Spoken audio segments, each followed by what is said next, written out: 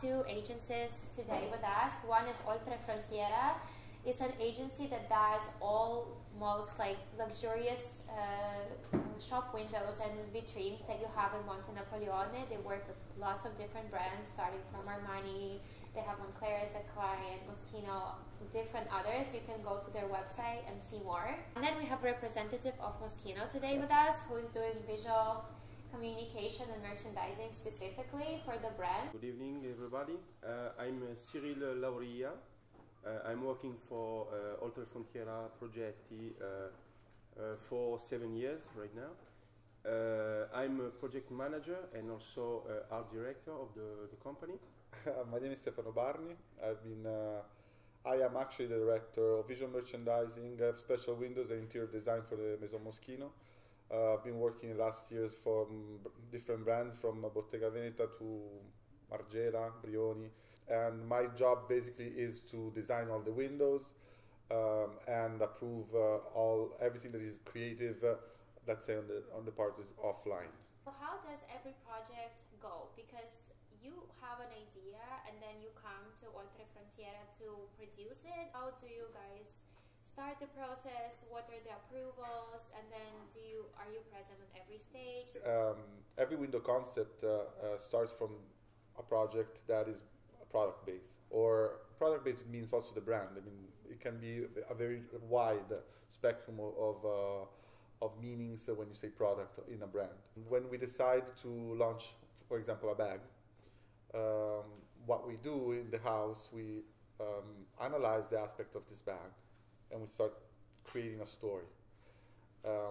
Let's say, what is this bag for us? What is the bag for the designer? And we decide how to represent it. Let's say we take the project, we study, and we try to have a very unique idea. We have a team, of course, and that design the project. 3D renderings are what we use today. And after that, we go, in this case, in Moschino, to Jeremy Scott. We discuss it.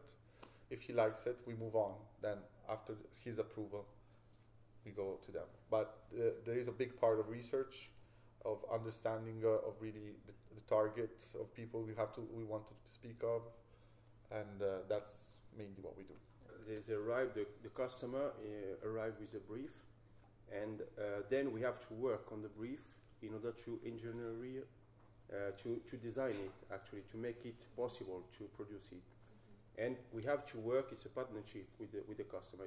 It's not just a brief and then we have to produce it. It's a brief and then we have to do a prototype and select some samples, check which material is more adapted to realize the idea, and we have all this work to do with the customer. We don't work alone. Budget is really fundamental, so I can have a very brilliant idea that will cost like 50,000 and nobody will give me that type of money, but I want that type of image. So at that point, what you do is just to go back to your design and start studying the material that can bring you down to the price point that you can spend. Okay, how much time does it usually take from like the idea to the actual shop window to happen? The three months is something like yeah, ideally for Christmas windows you should start before August. Yeah. Okay. Yeah. You should start before. The truth. We have in OltreFrontiera many new clients coming recently, because you know there are so many new designers happening, but I don't know if newer designers care that much about like the shop windows, whatever, or you work more with like more established brands. Yeah, actually we work more with established brands and big brands. Actually, we have requests from the new brands